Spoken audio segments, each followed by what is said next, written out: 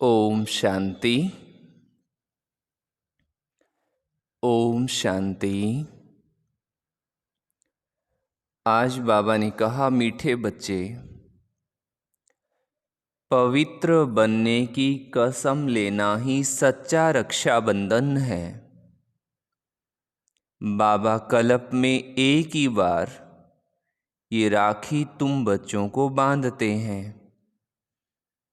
अपना आचरण हम सुधारेंगे, ये पक्की प्रतिज्ञा करना ही बाबा कहे सच्चा रक्षाबंधन है। खुद के ऊपर मेहनत करेंगे तभी तो बचेंगे ना। तो बाबा एक ही बार आकर के राखी हमें बांधते हैं। प्रश्न है आज की मुरली से, पवित्रता की प्रतिज्ञा करने वालों को भी योग में रहने का इशारा क्यों मिलता है? पवित्रता की प्रतिज्ञा करने वालों को भी योग में रहने का इशारा क्यों मिलता है? उत्तर है, क्योंकि योग की शक्ति से ही वायुमंडल को शांत बना सकते हैं। सारी दुनिया को शांति का वर्षा देने का उपाय ही योग है। तुम बाबा को याद करते हो विश्व में शांति फैलाने के लिए। जितना बाबा को याद करेंगे, क्या कहे बाबा? जितना बाबा को याद करेंगे उतना माया का असर नहीं होगा। बाबा का यही फरमान है, बच्चे अशरीरी भव। क्या आदेश मिला बाबा का? हाँ, अशरीरी भव गीत है, भैया मेरे राखी के बंधन को निभाना। ओम शांति।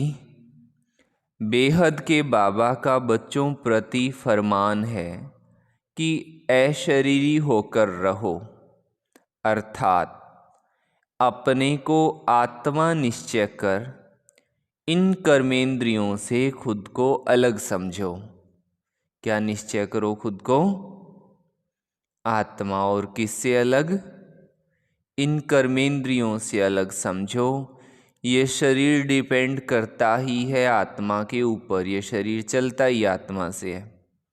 आत्मा अलग हो जाती तो शरीर कोई काम की चीज़ नहीं रहता, जिसको फिर जलाया जाता है। जब आत्मा निकल जाती है तो जैसे मुर्दा किचड़ा हो जाता है ना। किचड़ा होता है तो कहते हैं कि इस किचड़े को जला दो। आत्मा बगैर ये शरीर काम का नहीं है, तो अहम आत्मा अविनाशी है। ये शरीर जो पार्ट बजाने के लिए मिलता है ये विनाशी है। आत्मा निकल जाती है तो ये शरीर कोई काम का नहीं रहता है, बदबू हो जाती है। शरीर के बगैर आत्मा शांत रहती है। बाबा समझाते हैं, तुम्हारी आत्मा का स्वधर्म है शांति। तुम जानते हो हम आत्मा वास्तव में परम धाम की रहने वाली हैं। परम पिता परमात्मा भी वहाँ रहते हैं।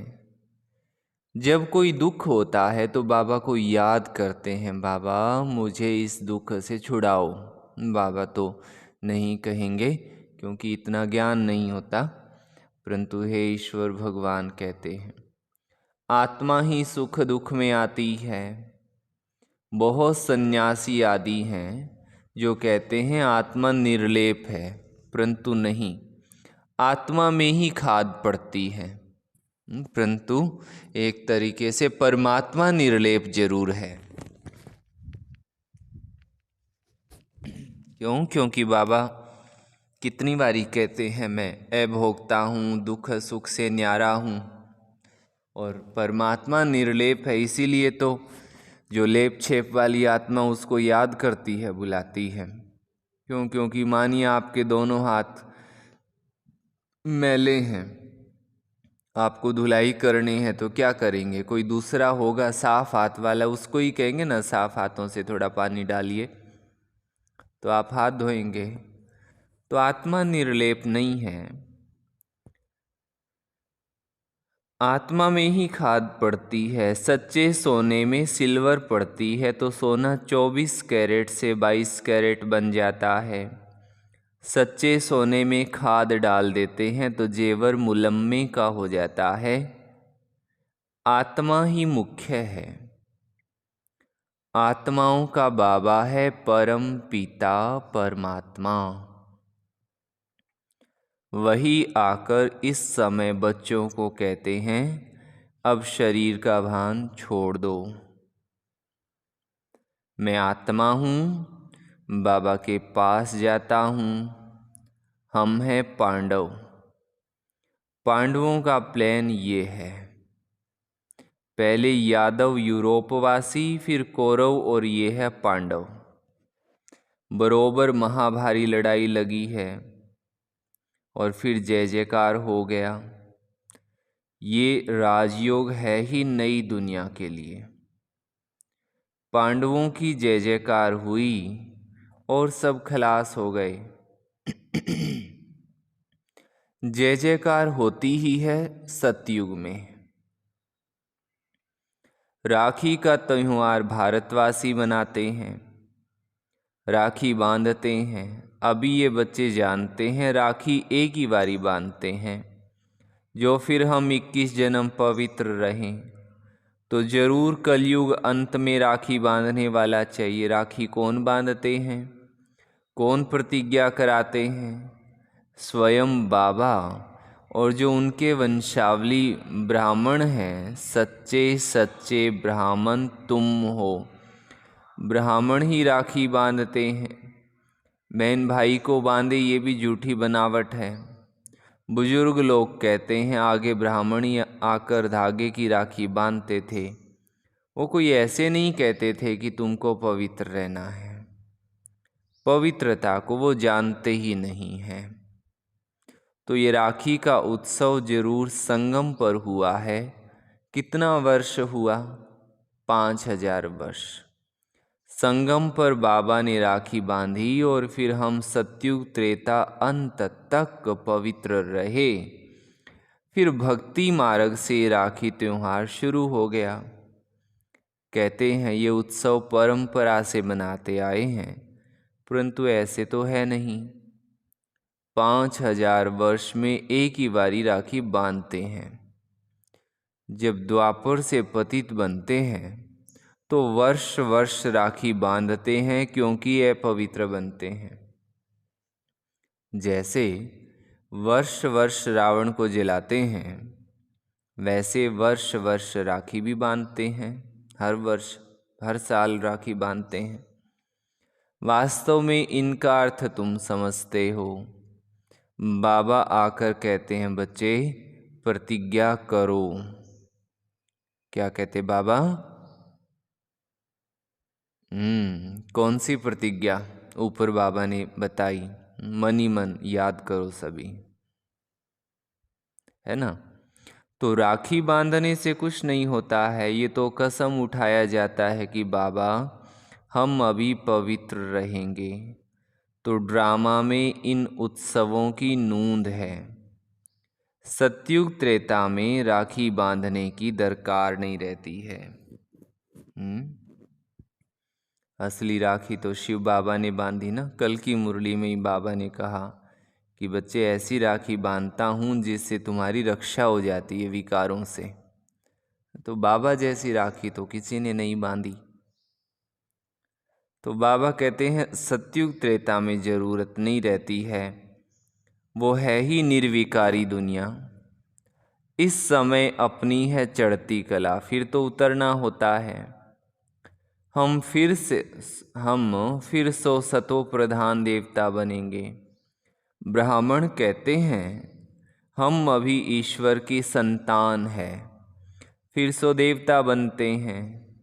बनाने वाला है परम पिता परमात्मा। मनुष्य से देवता निराकार परम पिता परमात्मा बनाते हैं, मनुष्य नहीं बना सकते हैं। उन्होंने मनुष्य का नाम डाल दिया है। श्री कृष्ण को भी द्वापर में ले गए हैं। तुम पतित से पावन कलयुग अंत में बनते हो, फिर सतयुग आना है। अगर द्वापर में आए तो फिर कलयुग का नाम गुम हो जाना चाहिए। ये गलत बात है। जब गलत हो तब तो बाबा आकर के ठीक करें, जब झूठे हों तभी तो बाबा असल बनाए। अभी सब झूठे हैं। झूठी माया, झूठी काया। बाबा आकर बच्चों को सच्चा बनाते हैं। सतयुग त्रेता में कभी झूठ बोलते ही नहीं है। यहाँ तो पाप करते झूठ बोलते रहते हैं। पाप आत्माओं को पुण्य आत्मा तो बाबा ही बनाएंगे। कौन बनाता पुण्य आत्मा? शिव बाबा बनाते हैं।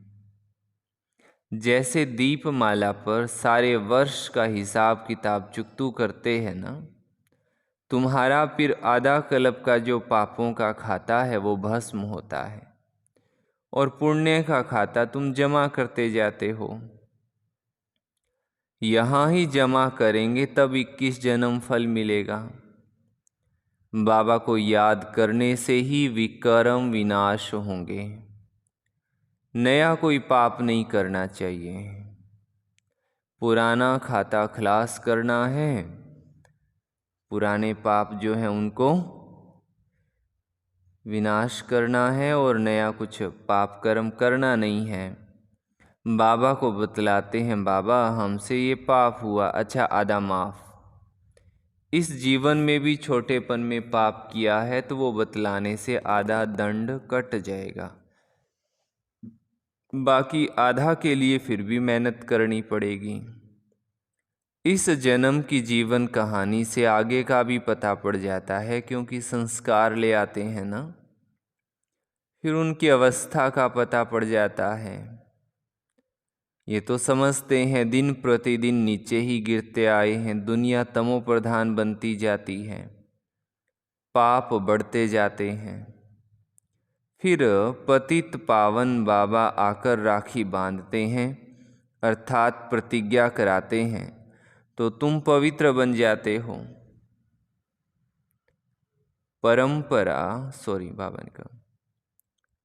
परंपरा अर्थात 5000 वर्ष बाद ये सच्ची सच्ची राखी बाबा से बंधवाते।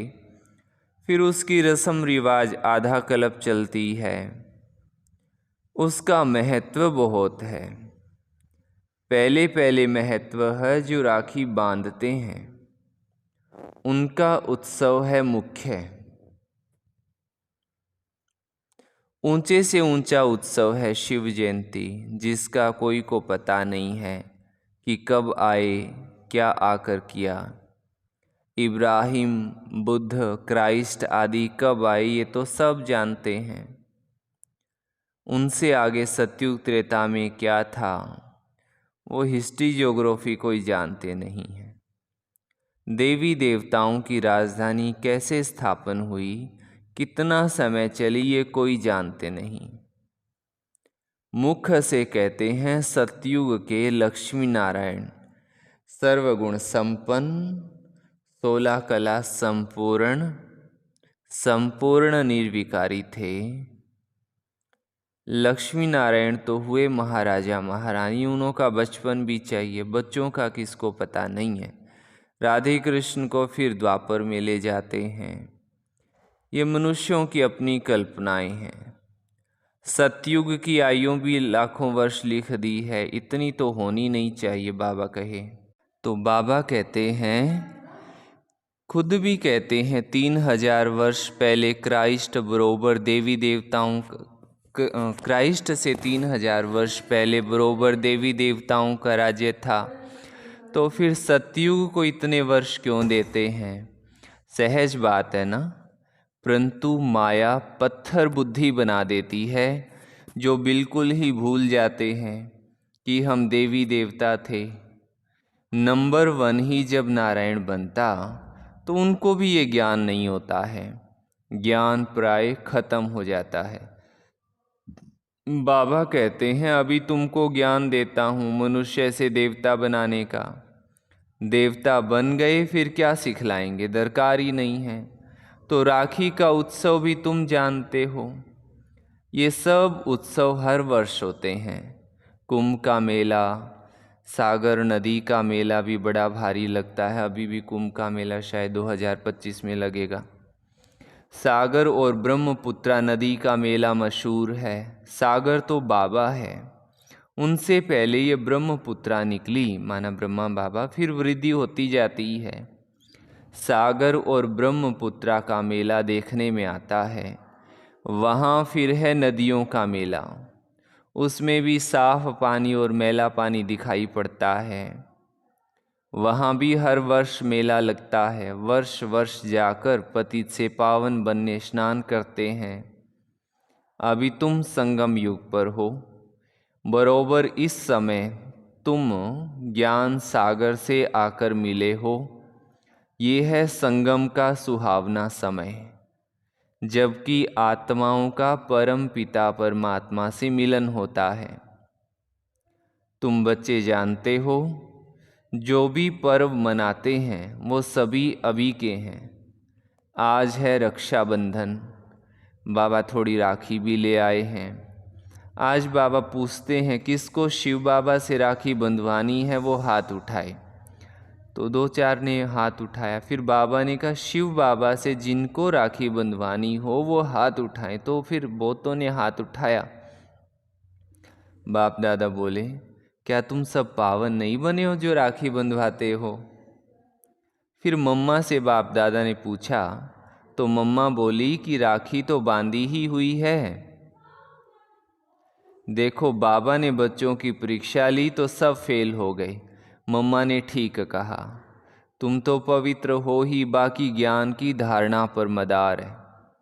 खजाना तो मिलता ही रहेगा, जब तक जीते हो तब तक खजाना इकट्ठा करते रहो। पवित्र तो तुम हो, परंतु याद में रहने से तुम वायुमंडल को शांत बनाते हो। सारी दुनिया को शांति का वर्षा दे रहे हो। पवित्रता की ही प्रतिज्ञा की जाती है। बाबा को याद करते हो शांति फैलाने के लिए। ये भी तुम जानते हो जितना बाबा को याद करेंगे माया का असर नहीं होगा। माया के तूफान भी आते हैं ना। बाबा तुम बच्चों को पढ़ाकर त्रिकालदर्शी बना रहे हैं। ड्रामा के आदि मध्य अंत को तुम जानते हो। तुम्हारा ये भूलना भी ड्रामा में है, इसलिए फिर से मुझे आना पड़ता है तुम बच्चों को राजयोग सिखलाने। शिव जयंती मनाते हैं परंतु अर्थ नहीं जानते हैं। बाबा ने राखी लाई थी क्योंकि एक बच्चा नया आया था। ये पान का बीड़ा उठाना होता है। बाबा हम राखी बंधवाते हैं, हम पवित्र बन क्यों नहीं बेहद के बाबा से वर्षा लेंगे। इसमें पवित्रता है मुख्य। बेहद का बाबा कहते हैं आधा कल्प तुमने विषय गटर में बहुत गोते खाए हैं। ये है ही कुंभी पाक नरक। 63 जन्म गोते खाए हैं, अब प्रतिज्ञा करो। बाबा हम भी पवित्र दुनिया में चल सुख का वर्षा लूँगा, परंतु हिम्मत नहीं देखते हैं। ये है ज्ञान मान सरोवर। इसमें ज्ञान स्नान करने से मनुष्य स्वर्ग की परी बन जाते हैं। भारतवासी लक्ष्मी नारायण आदि के मंदिर बनाते हैं, परंतु उनको पता थोड़ी ही है कि वो कब आए थे। तो ये हुई अंधश्रद्धा। तुम बच्चों को बाबा ने आप समान मास्टर ज्ञान सागर बनाया है। क्या बनाया बाबा ने हमें? आप समान मास्टर ज्ञान सागर जैसे वकील पढ़कर आप समान बनाते हैं, फिर नंबर वार पुरुषार्थ अनुसार पास होते हैं। ये भी पढ़ाई है। मुख्य लक्ष्य तो स्पष्ट लिखा हुआ है, शिव बाबा का भी चित्र है, परंतु समझते कुछ भी नहीं है। गाते हैं पतित पावन सीताराम। ये है ही रावण संप्रदाय। इसलिए बाबा कहते हैं अपनी शक्ल देखो। 16 कला संपूर्ण निर्विकारी हो। अपने को आत्मा निश्चय करते हो। तुम्हारी आत्मा का बाबा कौन है? उनको नहीं जानते तो तुम नास्तिक ठहरे। फिर नास्तिक लक्ष्मी को कैसे वरेंगे? तुम जानते हो बरोबर हम बंदर संप्रदाय थे, अब हम श्री नारायण को वरने लायक बनते हैं। बाबा कहते हैं मैं तुमको माया रावण के राज्य से आज़ाद करने के लिए आया हुआ हूँ। फिर रावण का बुत कभी जलाएंगे ही नहीं। ये समझने की बातें हैं। जितना पुरुषार्थ करेंगे उतना अच्छा वर्षा पाएंगे। बाबा बता सकते हैं तुम इस समय के पुरुषार्थ अनुसार क्या बनेंगे। आजकल मनुष्यों की मौत तो बड़ी सस्ती है। वहाँ तो समय पर उम्र पूरी होगी और पता भी चलेगा कि हमको ये चोला छोड़ दूसरा नया लेना है। नई नई आत्माएं आती है तो पहले पहले उनकी महिमा होती है, फिर कम हो जाती है।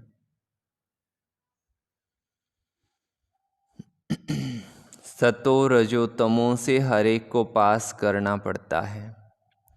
बाबा आकर सतो प्रधान बनाते हैं, ये भी कमाल है। इतनी करोड़ आत्माओं को अपना अविनाशी पार्ट मिला हुआ है जो कभी विनाश नहीं हो सकता।